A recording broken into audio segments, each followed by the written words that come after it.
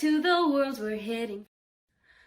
We're pitching up a channel, bringing smiles to the worlds we're hitting. First base, Marty Lurie with friends. Home run, you know the ways and the trends, the stories all with the Mitch of the block. It's Marty and friends.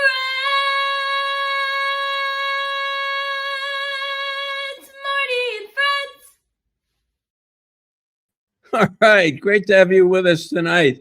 Marty Lurie and friends talking baseball, joined by Eric from Giant Sports Talk Live. I love doing the shows with Eric. Thank you. Today was the beginning of spring training. And I was out there today, and I'm glad people were interested. And I posted some videos today that we're going to play on our show. So if you didn't have a chance to get on Twitter and see them, and we're going to have an exclusive couple of minutes with Will Bednar as well, who I talked about last week. I think is going to be a big deal. So I'm glad to be with you. And as I said, it was the opening day of spring training. Eric, for us in Arizona, the beginning of spring training, I'm going to take you through my morning, a little bit of what it was like. But it is incredible because I know everyone is back home, or some people watching in the East Coast, it's snowing and all this kind of stuff. And you get to Arizona and you're now in the ballpark. It's like you're back in baseball. You're not sitting at home. You're not at the Super Bowl. You're not thinking football. You literally are back immersed into baseball. And it's an incredible feeling to be there this morning. So let's hear from you a little bit about spring training and a little bit of how you feel today.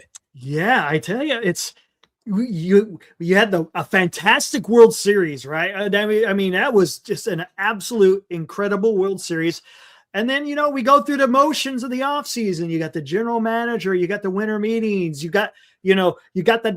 hoping that gift under the Christmas tree as a San Francisco Giants fan is there. And, we could open up some new presents and see who's going to be added to the roster. And then you're just waiting throughout the winter for that spring training to come around. Again, it's a symbol of, hey, baseball is upon us.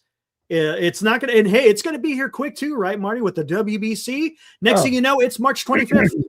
Yeah. I was going to hold this up. I know. There you go. You can see there it is. Yeah. That's John Shea and me and Bob Nightingale and Barry Bloom sitting in the stands. That's what I'm trying to tell you. We're sitting in the stands at Scottsdale, ready for baseball. And it really was interesting. So for me, getting up today, 6:00, and the clubhouse is open 7:45 to 8:30. So you want to be there for that. But it's, it's a big abrupt change after spending the off season. You kind of get up when you want to get up. So, up early today, went down to Scottsdale and went to the park. And of course, parking is always an issue there. But, they took care of me this morning, and we'll do that probably until the TV trucks get there. And if you know Scottsdale Stadium, these TV trucks take up maybe 10 spots. Oh, wow. And, it's really hard. So I had that this morning, but got my credential and went into the clubhouse. And there it was. It was like a beehive. I tell you, and I've been to this clubhouse. I've been doing this, for 30 years, and I've been going to spring training every year. There was a definite vibe in the clubhouse today. And usually people are hiding. They're doing this, they're doing that, but they're all around. It was like everybody was there, and they were getting ready for Tony Vitello to talk to them. So I think everyone was kind of on edge a little bit, anticipating his speech. So I did get around the clubhouse this morning and talked to guys we've been talking about all winter long, Hayden Birdsong. I talked to him today, and as I said to you guys last week, in spring training, everyone feels great. He feels great. He feels good. He has no idea how they're going to use him. I said, starter, reliever, and he should like shrug. He said, I don't know. He has no idea what they're going to do with him, which at some point, I think they've got to make a decision with him, because his arm is the best arm out there. And he has the potential to be a starter, or if you wanted to put him in the bullpen all year long, put him in the bullpen all year long. But this is a guy who should not be bounced around. I talked to Wisenhunt, and he feels great, as everyone does. He's a big guy, stocky guy, but he feels great, so it's good to see him. So I talked to him. Then I talked to Roop today, and Roop had a good winter. He's been throwing since November. Wow. Pullman, North Carolina, has been throwing since November, so he is ready, and he's been throwing a lot, which means starting pitching for him, for Roop, and he is going to be slotted into that 3 or 4 spot. And he said the knee injury that he had last year is completely healed up, and he feels great, as everybody does. Everyone feels great. So I did get to talk to them this morning, and I talked to Casey Schmidt for a couple of minutes, said hello to Jung-Hoo Lee.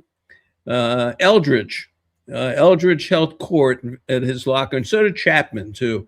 Chapman attracted all the writers. By the way, Bob Nightingale, as I showed you that picture, is there from USA Today. Ken Rosenthal was there today. There is interest about Tony Vitello, about how he's going to approach this job, what it's like. This is revolutionary, taking a guy from college and making him a manager. The manager, it's not a coach. He's the manager of a major league team that has expectations and has a payroll of $232 million, whatever it is, whatever their payroll is, he's in charge of it. So there was an anticipation around that today. But Eldridge, very interesting. Kyle Harrison, last year when I talked to him, he always spoke beautifully. No matter what question you asked him, he gave you an answer that sounded like he was in the big leagues for 12 years. But a little bit programmed when he gave you the answer. Now, of course, Kyle Harrison in the news. Red Sox traded him to Milwaukee. Milwaukee sends Chad Durbin back to Boston. And Kyle Harrison is now back in the National League, and the Giants are going to see him. Milwaukee generally knows what they're doing with pitching.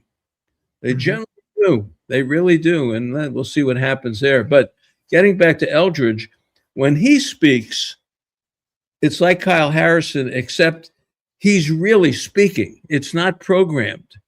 He is a very, very, very intelligent man. He's all healed up from a wrist or whatever else was wrong with him. He feels great. Everybody feels great. You know that. So Eldridge talked to everyone today. He's completely poised when he does it. I almost thought he should be the manager. Make Eldridge a manager. I mean, he's so together. I swear to you, the guy is so together. It's really interesting. And he talked to the media today for a while. Now, it's only pitchers and catchers on the field, basically. The other guys are there in the cage working out, or maybe, as we'll get to a rise in a little bit, maybe taking some ground balls in the backfield or something. But basically just pitchers and catchers. Saw Bailey. Looks like he's put on a little weight again, which is what he did last year, and then wore down by the end of the year. Looks a little chubbier again, like he did last year. So I think that's his MO over the winter. So that was Bailey. But let's see, I got around, didn't see Adames. As I said, I saw Lee, didn't see Bader, didn't see Ramos. Bivens was there. Peguero and Santos was around. All the pitchers obviously were there. Webb, talked to him just for a couple of minutes today. Always in good spirits, this guy. Always. Webb is the best. He tells you exactly what he thinks. So that was it. And then I ran into, I'm talking a lot, and I want to give Eric a chance to comment on what I'm saying. But then I ran into Will Bednar. Now, and I've said this, there are certain guys in this camp, they don't have a closer. And I don't care how they want to slice it, whether they want to say, well, we can have a lefty close or a righty close or Walker can close or blah, blah, blah.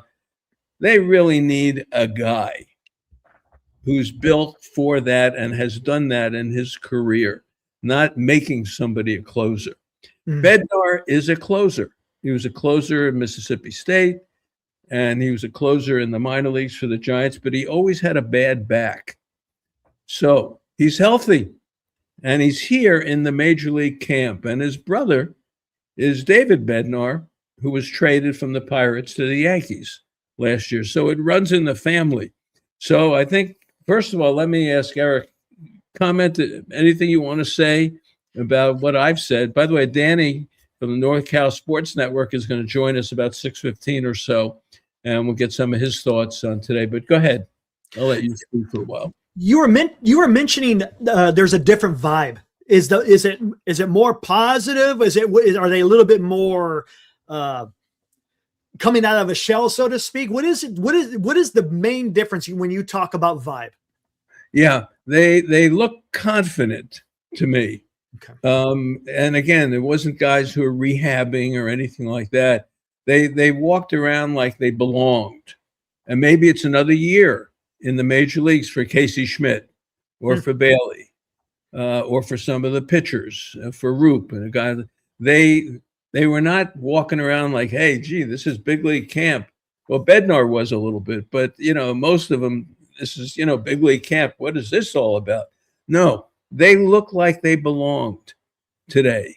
And that was a different vibe for me because these are the same guys that have been there the last couple of years. Mm-hmm. And now they look like they belong. So to me, that's the vibe I felt today. It wasn't like a nervous vibe. Interesting. And Matt Chapman, you said you saw him there. Were you able to speak with him at all or not so much? No, he was surrounded. Gotcha. Yeah, he was surrounded by the media, but he was there and he's got his mustache and, looking like he always looks, like he's ready to play. No Adames today. Didn't see him at all. And no Rafi Devers, I'm guessing? No Rafi Devers? Did not see Devers today at all. Would like to see him. I'd like to, be around him a little bit and hear what he's got to say to the media. Because I've never really been around him when the media's kind of been there to, because look, in spring training, you're always looking for stories. Mm-hmm. You're not going to write a game story. So the writers are always looking for something. So guys like Devers, maybe, he's going to be surrounded. Right. And they're going to be questioned. What'd you do over the winter? What'd you think of last year? What do you think about Boston? It's all going to come back to him. He's never going to escape that because he is the guy on the Giants. He's the guy. Right. He's the guy. Yeah. The guy. And here's something a little interesting, right? Tony Vitello had some interesting words about Bryce Eldridge. You were just talking about Bryce Eldridge. He has the way he comports himself is fantastic, right? But he said as a player, he's not mature, right? And I know he doesn't. Again, it's not a derogatory thing, but it sounds like Bryce needs to work on some things. Would you be surprised if he starts off in Sacramento? Yes, I kind of would. But, a lot of that is dictated by numbers on the roster of not wanting to lose Matos, not wanting to lose Encarnacion. So guys who have options, they always try to stay out of the way when it comes to the end of spring training. If you got options, you don't hang around so they can find you. No, I'm only saying, exaggerating. I mean, obviously, it's just a paper transaction. But guys with options are always vulnerable at the end of spring training. So I would think he is vulnerable. And I said to Vitello, we'll play my interview, not all me, but everyone's interview with Vitello. That's about 5 minutes. We've got 4 minutes with Arise, and then we've got this Bednar for a couple of minutes. But for me, Eldridge is someone that we asked Vitello about.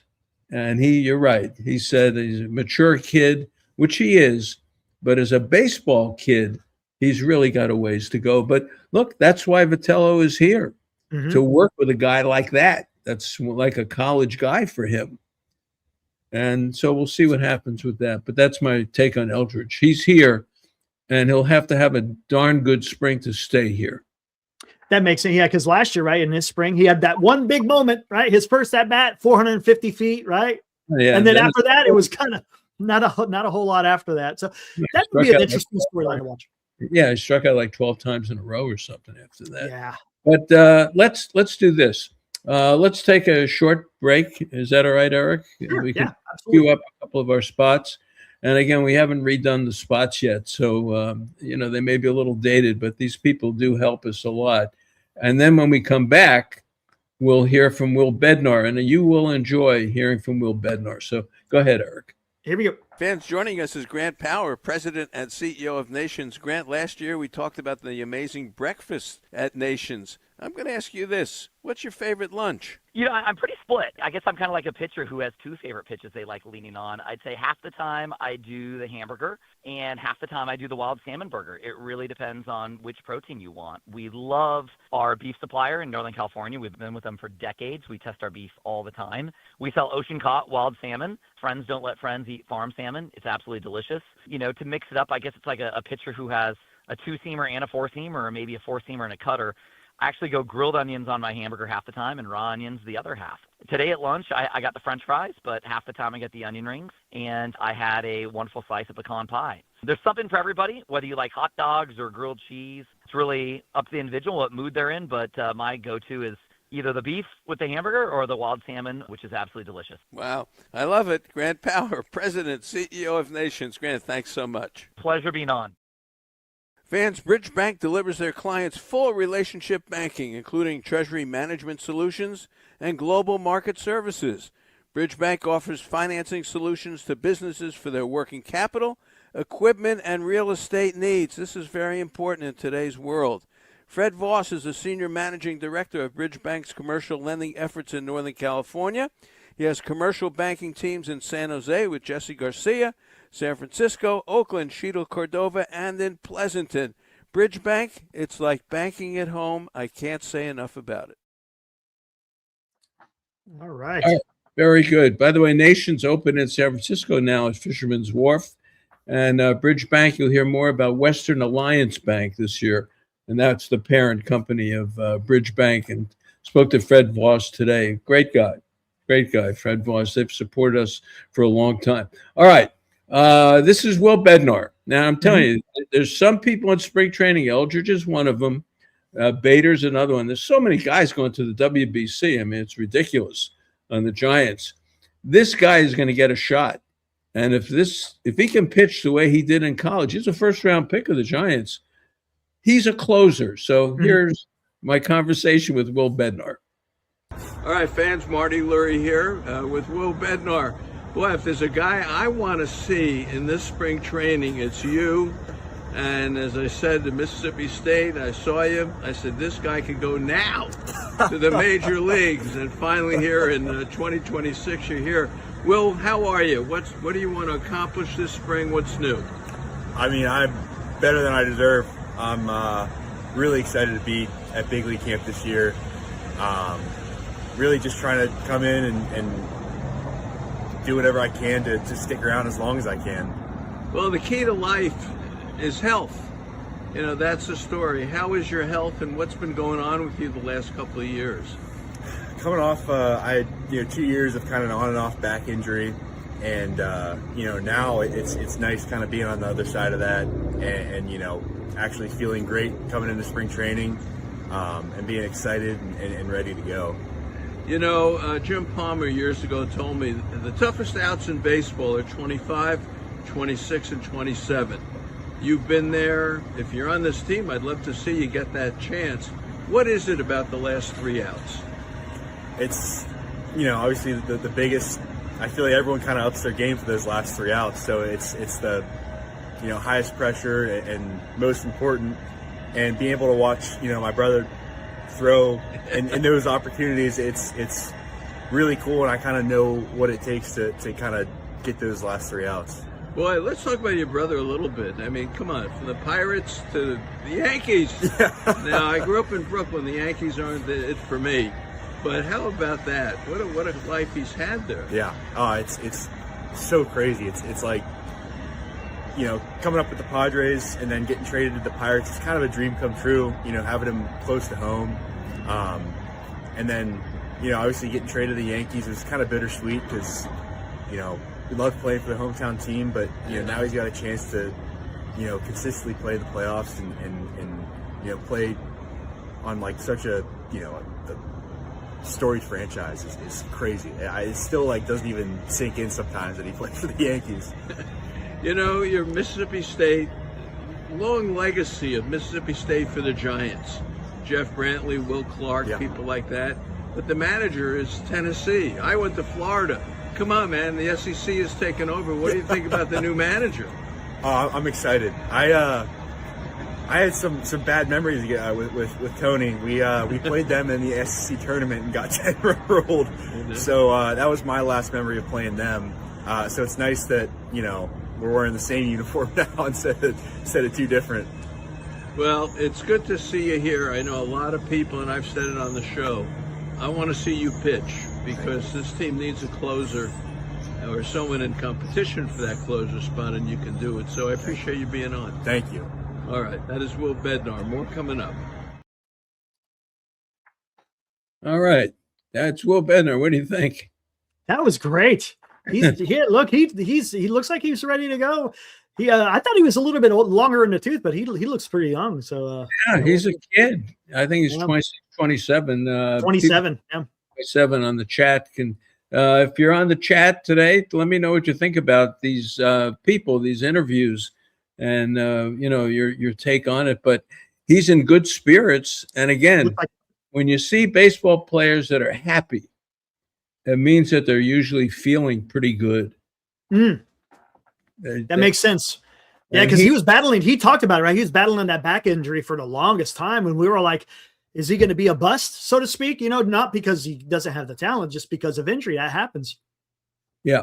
So that's a story with Will Bednar. Your thoughts just about spring training and this ball club?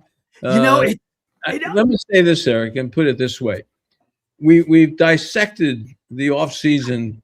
We have every day, every show. You know, the whole thing. Now you get to feel it. You're there. You're in the ballpark. Now you get to see a guy like that, and you start hearing about it. What's your take on it now? You know, it's great because you're starting to feeling it a little bit, right? You're seeing the guys in uniforms, you're hearing the sounds, you're seeing the sights, and it's just it makes you excited because, you know, baseball is that's the sport I absolutely love, right? It's pretty much the only sport I really love, and I'm ready for baseball to start again. And it's going to be interesting, right? There's a couple of storylines. Bryce Eldridge, we talked about him, but the pitching, it seems like the rotation for the most part is set. There's really no competition. It sounds like the bullpen, on the other hand, it's gonna be quite competitive. You know, who's gonna be 7 or 8 spots? I don't know how if they're gonna go with a deeper bullpen or a deeper bench. We'll find that out later on. But the competition for that bullpen is going to be pretty fierce because, again, there's nothing set in stone as far as the bullpen concerned, right, Marty?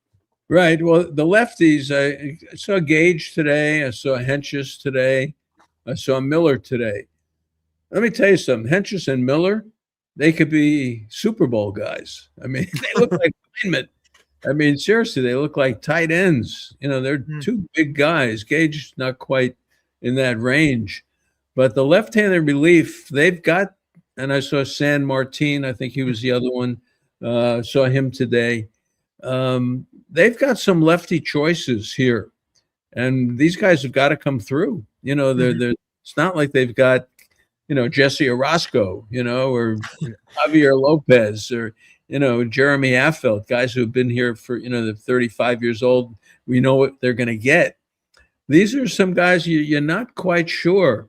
So, yeah, I would think the bullpen is something that's going to have to be worked on completely. Absolutely. Yeah. The right side, just in case 29 says, I'm sticking with Peguero closing. Maybe so. I mean, I saw him today, you know, walking around, you know, seemed okay. He's going to throw close to 100. But for him, it's, you know, location and, you know, if he does get hit, it's one thing. See, these guys aren't used to getting hit. And when you do get hit, you have to understand, okay, you gave up a hit like Duvall. You gave up a hit, you gave up a walk. Don't come apart, Right. And Peguero had a little bit of that because he's so overpowering. There is some adversity that comes, as Bednar says, and I've said for years, those last 3 outs are tough to get. They're tough at bats, and you're not going to get them all every time. So a guy like Peguero, that's why this guy Pagan for Cincinnati, Emilio Pagan, he's a guy, great arm, but he would get in trouble and he'd fall apart. And he was on 2 or 3 different teams. He figured it out. He knows how to do it now. And that's what the Giants have to do. They've got to get some guys that if you give up some hits, it's okay. Come back and get your outs and do that. So we'll see what happens. But you're right. The bullpen is some. Ryan Walker is probably, he's it. He's it. But what I just said, if Walker gives up a hit, or you can't fall apart. You've got to keep it together and get your pitch where you want to throw it. So a guy like Bednar, mentality-wise, he's been there before. He's never been in AAA, I don't think, with Bednar, right? Did he I ever think he came up towards the end of last season, I believe. Did he get up to AAA? I believe he did. But he's at that age now where he's grown up. And now he has to get that toughness. Got it. That toughness. Right. And that's one guy in spring training that we'll get to see. So that was my little tour through the clubhouse. And what they do every morning, it's open, 7:30, 7:45 to 8:30.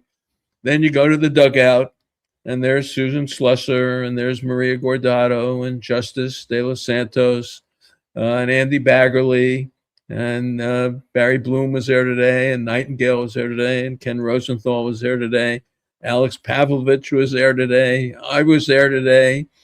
It was a crowd. It was a crowd.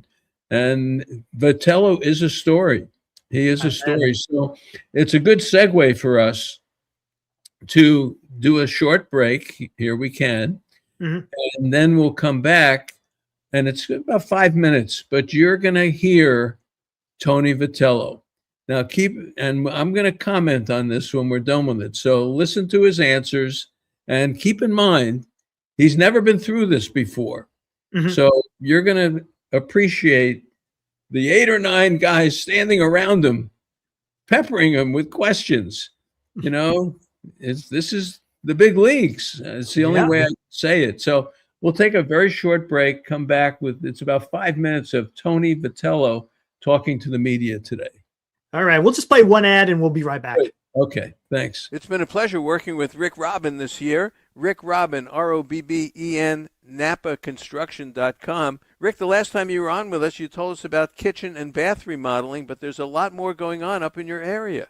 Yes, there is. ADUs, auxiliary dwelling units, which are nose to ground units. We can do your existing garage, attached garage, even building a new unit in the back. And so what we do is come out, bring our architect out there. Such a great thing. No sewer hookup fees, no water hookup fees. So that's what we do. Rick, how does one start the process with you? How does one get in touch with you? Oh, you call Tammy, 707-332-7575, 7 days a week. Rick Robin, ConstructionNapa.com. Rick, the thing I like about this, no problem for me. You come out with the plans, the permits, everything is in-house, no fees, and you get a new unit that you can rent out and get money back on your investment right away. I like it, Rick. Thanks, Marty. Love talking to you. Rick Robin, ConstructionNapa.com. Yeah, Rick's a good guy, and I texted with him today. He's going to give me a call tomorrow. He's been very supportive through the starting YouTube with us, and I like him. He does home inspections now and other things, but up in that Napa area, Sonoma Napa area, he is the guy. He is the guy. So he's won a couple of awards too, right? Yeah, contractor of the year and all that kind of stuff. And he's been with us a couple of years. He's a very, very nice guy. and he's got a nice company. And his service is, let me do the work, and we'll do it one stop. Nice. So you go to where he's got everything, you pick out what you want, and he just takes it from there. And like I say, what I like about it is you do the work, not me. And, yeah, he's a good guy. So hopefully he'll be back with us this year, but he's going to give me a call tomorrow. All right. Tony Vitello. So you got the scene. It's in the dugout. We're waiting for him. He's about 15 minutes late, which is, we had a little pool going on. Was he going to be there on time? Bob Melvin was there 5 minutes ahead of time. Gabe Kapler, you couldn't find him. You had to bring him out. So we said, what's going to happen with Vitello? Is he going to be out on time? He was 15 minutes late because he did speak to the team. Now, tomorrow, let's see if he gets out there on time. He won't have an excuse. But this is the dugout, and picture everyone standing around him. And this is his first experience as a major league manager with the media in spring training. So go ahead, Eric. All right, here we go. Ships go. So by now there's been a text message at a minimum with everybody, but just wanted to let everyone know where I was coming from, and same for the other staff members as it relates to pitching. Did you have any messages you wanted to deliver? Again, more just kind of background. I think there's decisions and conversations that come with my role. So by now, at least everyone hopefully knows my name, but a little bit more of just background and origin and thought process, maybe some things that I highlight so that guys at least have an understanding on where some of those conversations might come from or what might be at the backbone of some of those decisions. There's going to be a lot of new experience for you. I know there's fall ball, but it's big, larger in scale. Just how do you plan to maybe navigate just like divesting your time here, delegating responsibility here? Maybe how involved do you plan to be in some of the day-to-day stuff? Yeah, I think get more comfortable with delegating, but I think about 9 years ago, I definitely warmed up to it with the group of people that I was around. And obviously Frank and Q are guys, but I was around great people that were smarter and better at what they were in charge of doing than I am. So that was one of the reasons we took our time on the coaching staff, was to make sure you call blind spots or just making sure you're covering areas that you want to or able to lean on people. So kind of pick up where we left off type of thing. But yeah, a lot of new experiences. But also, the guys have been at it since January. It might be another question that pops up, but today's kind of day one, but it seems like we're kind of picking up, other than everybody wearing the jerseys. Got mine on underneath, so everybody knows who's who, and it represents day one. The guys are kind of picking up from where they left off because a lot of guys have been putting in work. Is there anybody behind health-wise? Not behind, no. Okay. And I think it's kind of I know we send out a list. It's kind of a straightforward deal at this point, knock on all kinds of wood. But, I think the biggest thing is for us to get a few of those arms, two in particular, kind of on track and available at some point during the season. Would that be Foy and Henches? Or? Yes. Okay. Yeah.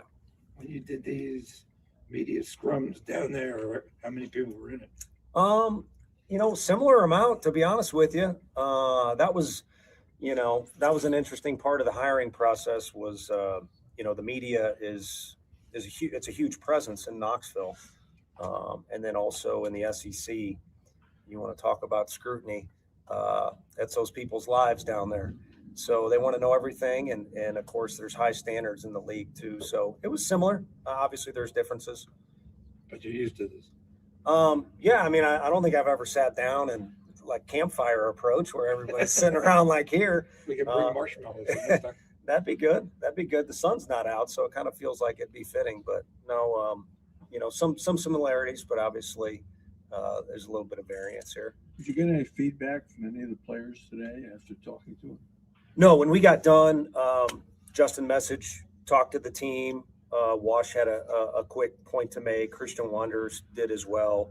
And then I hustled down because we were behind. Main reason we were behind is I rambled a little bit, have a tendency to do that. So I tried to throw the jersey on and hustle over to you guys as quick as possible. If this goes the way you want, obviously, this is going to be an 8.5-month process this year. Do you have to, just comparing the schedules of the college season and the major league season, can you just because you have the reputation as such a passionate guy, can you do that for 162 games? Do you think that translates? If I can, I'll retire. I can tell you that. So I've never done the exact schedule before. The one thing I will say, without hopefully sounding too preachy, is college coaches deserve a lot of credit and they deserve a lot of leeway from families. I know guys might think across the dugout we're enemies or whatever, but I always had the utmost respect for anyone that had a family, even just a wife, maybe not even kids, and do the recruiting thing. So our schedule is not what you're referring to, but the one I'm used to is they've already had their spring training. It's done, but they're going to play this weekend. And then you go until about August 15th and you do not get to breathe. And area code games, which is something like Bryce played at, and a lot of these guys, ends. And that's about when you get a chance to take a breath and maybe spend some time with your family, go on a boat for a couple days. So similar length there. Is there any nervous? All right. That is Tony Vitello. The last question was interesting about the pace of the season. And of course, in life, if I ask you a question about something, you rely on your life experience to answer it. Something that's happened in your life that gave you the understanding of the situation. And for him, he doesn't have any professional experience. Now, he sounds like a great guy and, his heart's in the right place. But how do you feel in August? You're not going home or the area code games. You're not going, you're not taking a few weeks off. That's when the dog days happen. Right. That's in the thick of it. That's when you really got to dig deep. So it's a challenge for him. There's no question, because his life experience is all as a college coach. Right. That's his life experience. So when he's put in situations where he's got to draw upon his life experience, he goes back to that. So as he said, they have coaches. Some are college coaches, but he's got, the Toronto hitting coach. He's got the Milwaukee pitching coach. He's got Brett Anderson's father from Tennessee. He's got Jace Tingler, who's been a manager and a bench coach. He's got Wash. If there was a Hall of Fame for coaches, Wash would be in it. So he's got people in the dugout to help him. But when you've got to make that, when all the eyes look at you and you're in the sixth inning and it's 4-3 and the other team has the bases loaded and 1 out and their number 3 hitter is coming up and everyone in the dugout all of a sudden looks at you. Right. To make a move, or is he not going to make a move? That's the question of how is he going to handle it, because he can't have somebody telling him what to do. Because a major league manager, Scott Osler wrote about, is he like Lasorda? Not really. I mean, Lasorda was a confident major league man and a little goofy. Yes, he's slapping people on the back and doing it, but he ran a game. And this is what Tony has got to get together. And we'll see.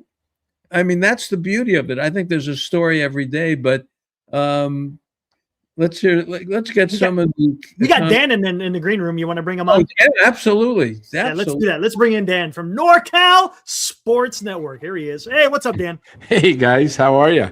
Oh, good. Thank you, Danny. I didn't know you were there already. So you got to hear Vitello there? What do you think?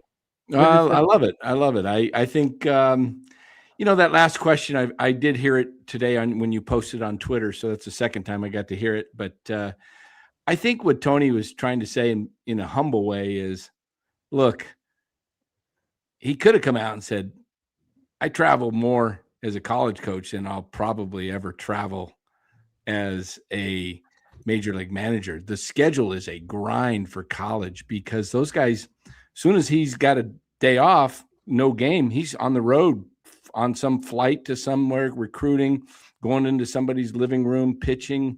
It's a lot of work. I think the guy's going to find that he's got a little bit more of a break, because his job now, he doesn't have to recruit. He just got a coach. He doesn't have to go spend all that time and that energy of trying to convince young kids to come to their school. And then you sign kids to your school, and then all of a sudden they get drafted and they say, I think I'll go pro. And you lost that kid, just like the Giants grabbed Kyle Harrison out of UCLA. And every year these guys are all signed and committed to some team.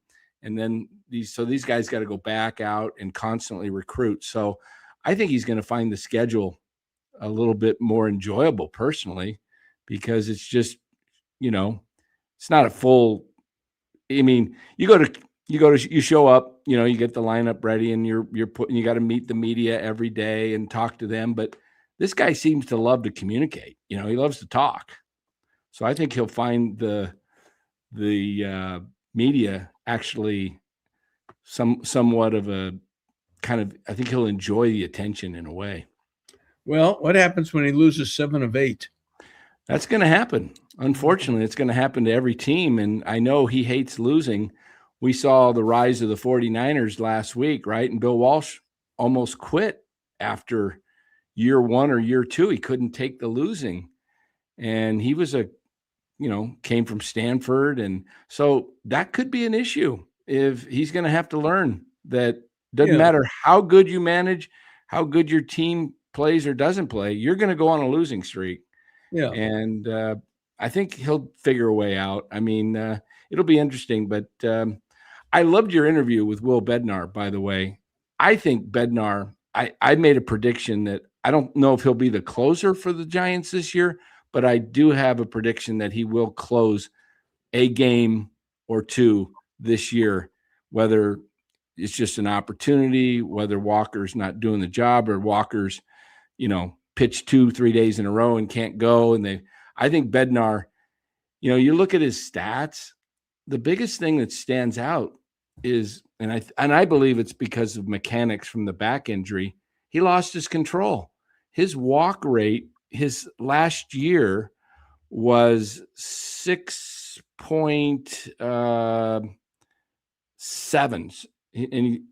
about 6.7, 6.8. But in college, in the 21 season, it was 2.5 based on balls per 9 innings. So it's not like this guy doesn't know how to throw strikes. I think he compensated for a back injury. Probably mechanics got all screwed up, and that's going to be the key. If he finds his mechanics, he will become the Giants closer at some point in his career. Well, I hope so. He was a first-round pick, Eric, right? Yeah. First round pick. And as I said, when I saw him in the College World Series throwing that slider, I said, geez, this guy could go to the big leagues tomorrow. Yeah. I mean, that's how good it was, how the command he had of it. So we'll see. But the Vitello thing, it's a work in progress. There's no other way to describe it. You can twist it any way you want. It's a learning year for him. And every day will be different for him. And he's running the show. He is the manager. This is not some place where you can make someone else the decision maker. All the eyes will be on him. And he's going to have to explain the winning and explain the losing. And then he's going to have to deal with his team as well. So it's going to be a story every day. It's going to be, and he knows it. And he's not coming in here saying, well, look, I know how to manage this, and don't worry, I can do that. No, he's not saying that. He's very humble, and I think that's his area of communicating with the players, that he wants them to know, hey, I'm here to help, I'm here to do this, and I'm here to learn too. And for big leaguers, though, the big leaguers, they're not. This is not a help society. Big leaguers are here to win and make a lot of money and have something out of their careers. So it's going to be interesting to see how it goes. But I like your analysis of it, and I like it. Tony V wasn't brought in for this year. Senior softball says that, Eric. Is that? Yep, I see him. Yep. Yeah, and I agree with that. This is a change. And Posey, I saw him this morning. He looks a lot more relaxed than he did last year. I'll tell you that.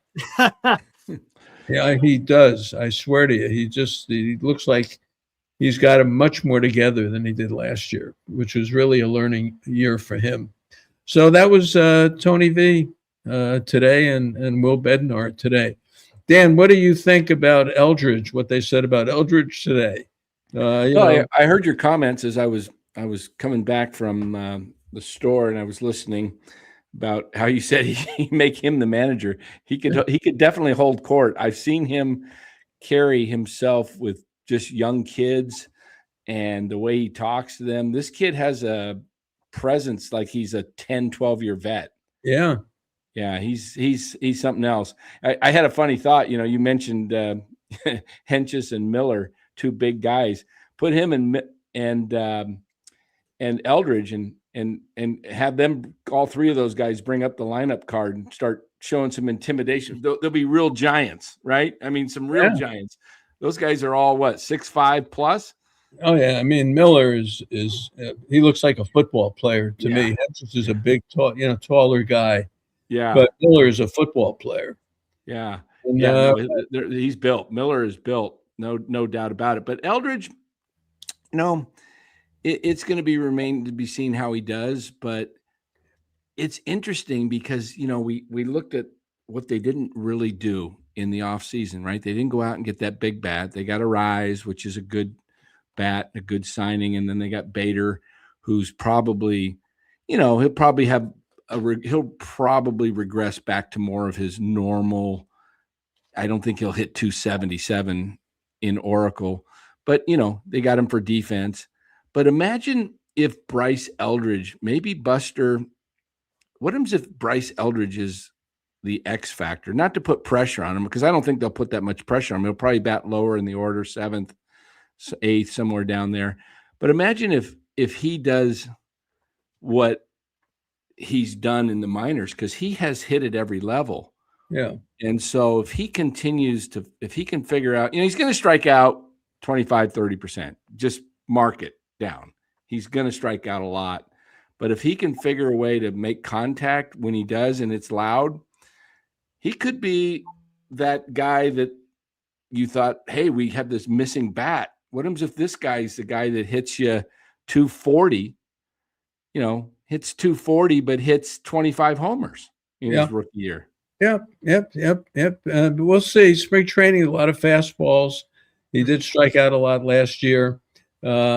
Options are important. And when you get to the end of spring training, you don't want to lose guys. Right. And if he's got an option, watch out. And he may be up 3 weeks later. But when you get to the end of spring training, options become very, very important. But the guy is completely together. All right, so we're going to move on. All right, Tides Wharf Restaurant, I want to mention them. Gene Bagato, of course, up in Bodega Bay and the Inn at the Tides. And I can't wait to go up there this year. And I'd love to do a show from there. That would be fun. That would be nice. But great fish, great food. The Tides Wharf in Bodega Bay and Gene Bagato. And, of course, Georgie Brothers Furniture with Rob Georgie. Mardi Gras is coming up.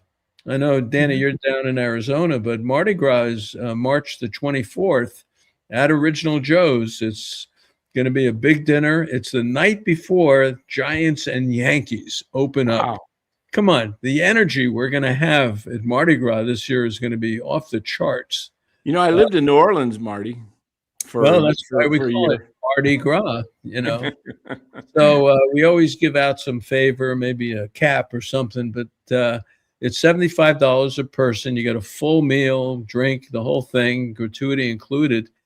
And we've been doing this for, 10 years, at least 10 years already. But it's Original Joe's in North Beach. I must have 80 people already signed up already, and I haven't even put it out there yet on Twitter or on the radio show.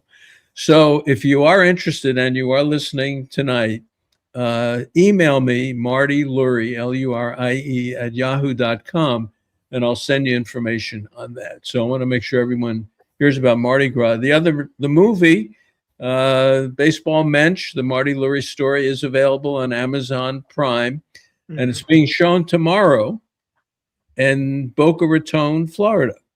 at right. the festival there at 1 o'clock in Delray Beach. It's being shown in the theater up there. And I taped an introduction to the movie today for people who are going to be there tomorrow. So that's been exciting on Amazon Prime. So you can, movie's an hour in length, and they did a good job with it. And there's everybody in the movie, you know, believe me, there's everybody you know. So I want to mention those couple of things. All right. Luis Arise. This is a hitter. He lives to hit.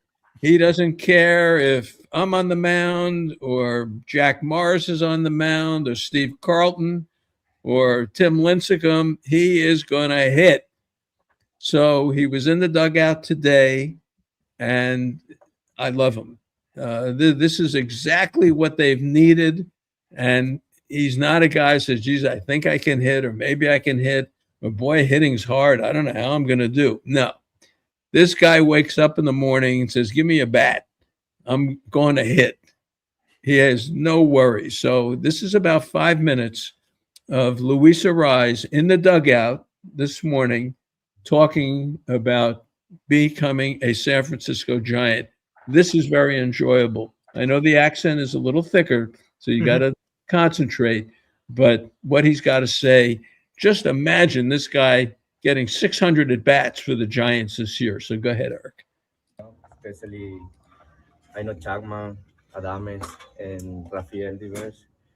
And then I face those pitchers too. And then I say, we got a lot of chance to make the playoff this year. Not because I'm here, it's because they got a really good team. Why was it so important for you to go somewhere where you could play on the field? Especially I play second base. Natural position, they give me a big opportunity, and I'm here to win. I'm here to win. I'm here to help the team win, and then I'm here to compete. How has your off season been as far as making second base a priority, playing that position, getting reacclimated to the position? Great. I trained a lot of second base last year, but I played first base last year. But 10 guys passed already, and then now we are in the present, and I made my body ready to play second base, and then try to do my best there, man. I'm here to enjoy the game, enjoy my teammates, and then I want to go there and compete. How do you like hitting in this park? Good. I think my first year in Big League, I played in San Francisco. I think a lot of good pitchers, and especially I play 2 years in this division with San Diego, and then I can't wait. I can't wait to get in San Francisco and then starting hit my base hits there. Luis, what makes you so confident about playing second base and getting back to the way you were defensively? Especially close to Willie, make some double plays, have fun there, and then, man, I'm back to my natural position, and then I can't wait to go there and enjoy. Do you think with the dimensions of Oracle, with it being a bigger park, that might suit your offensive approach? They can say whatever they want to say, but I know I can play second base. I know I can go there and get my base hits and then try to move the runners, try to score run to win the game. And then, like I say, I'm excited to go there and play second base. Luis, Hey, my man, how you doing? how excited are you to be working with Ron Washington? He's turned so many guys in the Gold Glove winners. Especially him. He's I mean, I think he can help me a lot. He can help me a lot there, and I'm excited to go there and work with him. So I can't wait. Where do you prefer to hit in order? Whatever. But I like lead off hitter. But if I hit 9, 8, 5, I'll be excited if I under like no. So if I'm out there like no, maybe I'm sad. But if I hit a 9, 8, whatever, to help the team win, I'll be there. How do you like the way the lineup shapes up too, especially maybe up top? You've got Chapman, Adames, Devers, you, maybe Junku. I just need to get on base for those guys. I just need to prepare my body behind me and try to make the job easy for them. So I'm here to support my teammates, and I'm here to go there and then give a lot of energy. You mentioned you thought this was a winning team. Being on the other side for the last 2 years, what stood out about the Giants that makes you think that this is a winning group? They know how to win World Series. They have a lot of rings, so that's why I'm here too. So I have a good communication with San Diego. The team, the organization, give me a lot of opportunity. I appreciate them, but thanks God they give me a lot of. San Francisco give me this big opportunity to go there and play second base, and especially they have a ring already.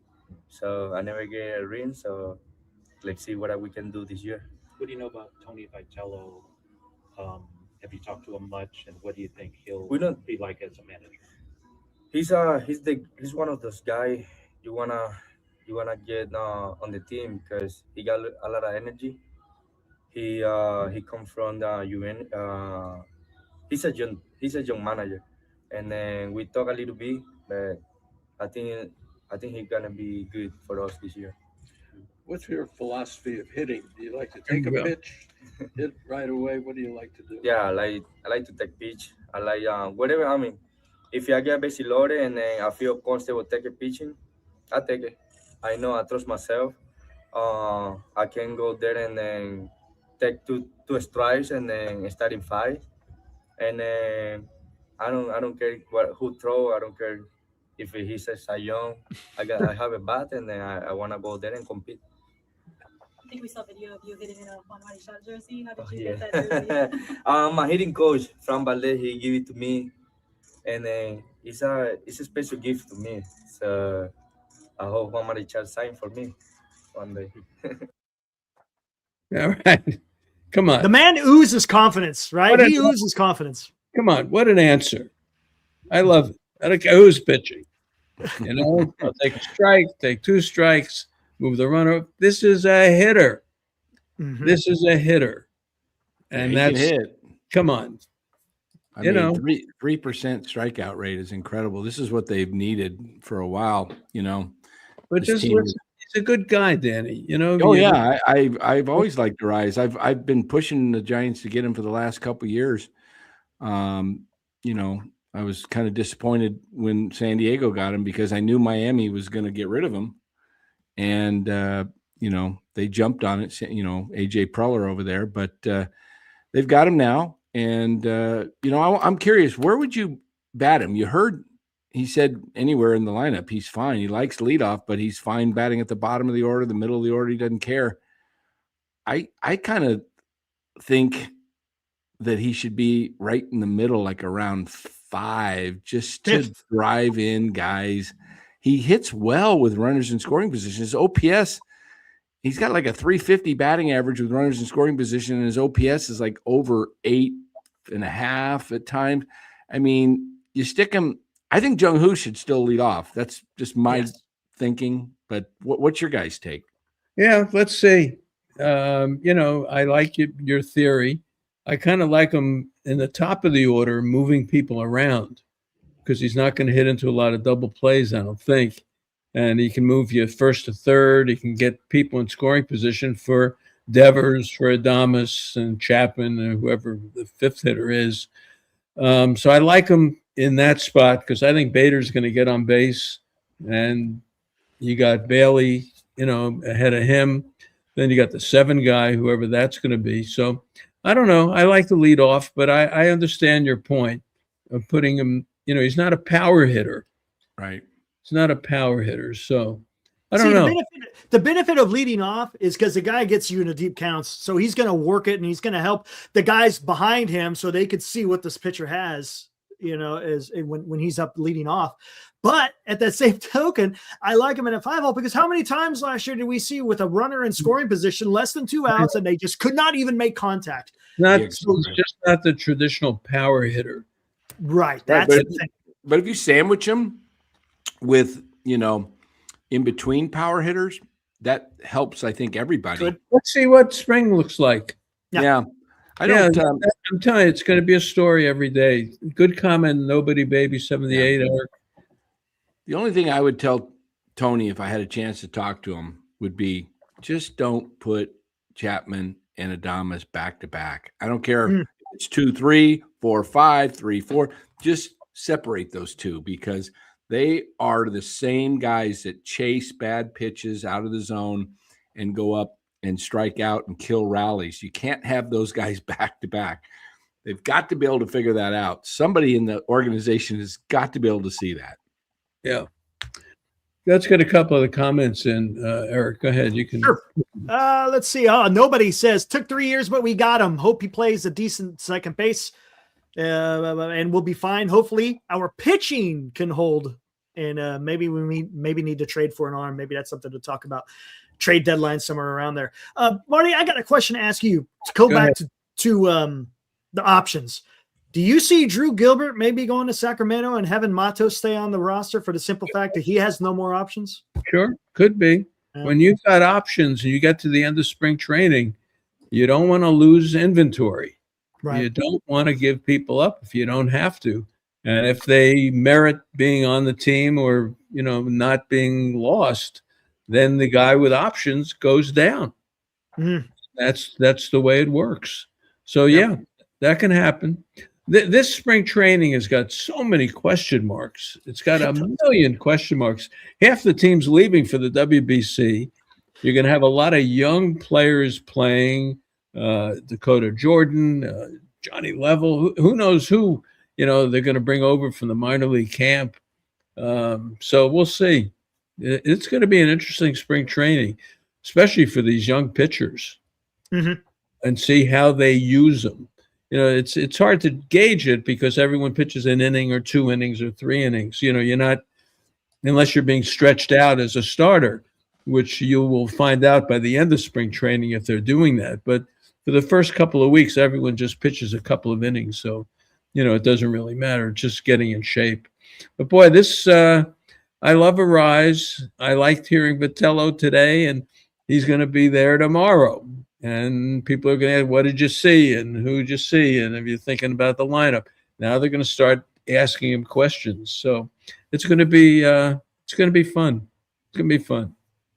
Looking forward to it. It's, again, baseball is here. That's what we live for. We live for baseball. Yeah. Were you able to see Hauser O'Malley today? Did you get an eyes on him? I saw Hauser's just sitting there. I'll talk to him. But he was there sitting at his locker today. Did not see Malley today at all. First game, as I held the schedule up. I don't know if I held it up. Seattle, is that the first game? Yeah, Seattle and Victoria is the first game on Saturday. You going to be at that game, Marty? No. Then I'll be on the air Sunday, the 22nd, and that'll be at 10 o'clock Pacific. 10 o'clock Pacific time with our show on the 22nd. And then you're right. It's 1, 2, 3. It's only 4 Sundays. Only 4 Sundays. And then they break camp on the last Sunday, the 22nd. And I haven't looked at the schedule. I know they play Monterrey, Mexico, 2 games in Oracle on Monday, Tuesday. I don't know. Sunday, usually they play in Sacramento. On Sunday, I assume they'll do that. So that's the schedule. Marty, you don't want to come over to the west side. You don't want to come over to the wrong side of the tracks where I'm at? No. No, I've done that drive enough. I'll get ready for the Cubs on Sunday. I'll go over to the park Saturday morning. I'll go over Saturday and talk to people and this and that. And then I'll leave it to you to watch. The game I want to go see. I want to go see at Sloan Park. I think it's March 3rd. The Cubs play the Team USA. Italy. I want to go see. Oh, Ned. I think Ned's running the. Isn't Ned the GM for Italy this year in the WBC? And Woe is one of the coaches, and Brigetti too. Yeah, Woe's with the Italy Team Italy. Yep. I didn't know Woda's had some Italian in. All right, nice. I don't know if you have to as a coach. I think you could just. I mean, Dusty's the manager of Nicaragua. Yeah. USA and the Giants on March 3rd. That's right. Scottsdale. That'll be in Scottsdale. All right. Any other comments you want to throw up there? A lot of Matos comments. Huh, Eric? Yeah, I see Matos. JB says all Matos has to do is get a game-winning home run, and he'll end up being DFA'd. So there you go. Yeah, he's a guy. He got into that pickle. I'll tell you, another guy I talked to today for a while was Fitzgerald. Yeah, talked to him for a while, and he knows what he's got to do. You know, he uses speed and show that athleticism because he's fighting for a spot. You know, it's interesting you mention him because I was thinking about him. I was talking about him the other night on a show and kind of thinking the Giants might have a situation where Fitzgerald becomes the last guy on the roster because he can also play a little outfield and he can, I mean, they're probably going to carry Koss, I would think. Schmidt and Koss as backup infielders, but Koss have options. I don't know. You'd have to look it up. And see. Not sure, but Fitzgerald, I want to see the Giants have somebody that can actually just be used to go in there and steal a base in the ninth inning when they need a stolen base, the pinch runner. And you think about McCray, he could do it, but I would think Fitzgerald has the upper hand because Fitzgerald can not only play infield, but he can play the corners if he has to in the outfield, where McCray is just an outfielder. I really want to see them take advantage of some of the intangibles that the game, other teams are stealing bases. The Giants under Melvin just did not try to steal bases for the last 2 years. But yet, what was crazy, Marty, we watched them in spring training. They were running like crazy. I know. But they did it in the beginning of the season. They did it, and then they went away from it. And spring training, I'm telling you, it's a different kettle of fish. It's just a different situation in spring training. Really, it's just different. So we'll see. But these are guys on the bubble. And, we've seen Fitzgerald for a couple of years now. He's got to make contact. He's got to get on base. Can't strike out all the time. And if he can't get on base, he can't play. He's got to get on. But you're right. He's in that competition. Matos, Encarnacion. So there's a lot of people competing. So let's start the games, and we'll see how the games go. And we got plenty to talk about. All right, that's enough for tonight, right? Sounds good to me. All right. I'll try to be out at the ballpark this week. I'll try to go out at least a couple more times. And I like talking to Vitello. I like getting to know him a little bit more. But I want to see Wash. I want to see the hitting coach. So once Danny, I think you said Sunday, the players report. Yeah, 15th. Yeah, so Sunday we'll at least see them on the field. Be able to talk to some of the coaches and all that stuff. Yeah, I think I'll come out Monday or Tuesday next week before the game starts. Then I can see all the, the drills and the batting practice from the main field. Yeah, this will be good. All right, Eric, great job. Thank you. Thanks, sir. And think about our sponsors, and we can't do the show without these folks. So I appreciate everyone. And Original Joe's too, and don't forget about Mardi Gras on March 24th if you want to go. All right, question in there for a favorite restaurant. Guys are going to come out to spring. What's your favorite restaurant in the Scottsdale area that you like to visit? Yeah, that's a good one. There's a couple of on Scottsdale Road around Lincoln in that area. A couple of Italian joints there. There's on Camelback. There's a couple of Italian joints around 40th. Around 24th in that area. It just depends. It just depends. But we generally eat more in the Mesa area. Yeah. We do that. Good. Last question for you, Marty. Are you still walking the field every day when you get out there? No, I didn't walk on the field today because they're so early. As I said, it was a shock to me when the alarm went off today, and I had to go out there. I got to tell you, you're doing something right because you don't look 80, and I'm very proud. I love it. I know when I was there a couple years ago, and I was fortunate enough to get some credentials. You had me walk the field. You walk the field every day, and I was just saying, man, this guy, here I am. I just had hip surgery and I'm barely moving. And you're 80 years old. You got almost 16 years on me. So I got to get in shape. Baseball keeps you young. And I said, hey, it's good to be old in baseball. I've seen a lot. I've seen a lot. And my life experience, I can go back and at least use it. I'm not always right, but as Andy Baggerly says, generally, I'm right. There you go. All right. Have a good night. We'll be back and like and subscribe and all that kind of stuff. Yeah. Like I and enjoyed subscribe. the show. All right. Do a good job. Thanks, Eric. All right. Take care, everyone. Have a good night. Thank you. See you, Deb. See ya. Thank you kindly. Enjoy the next week. We've got a whole bunch of baseball to speak on here at Marty and Forever.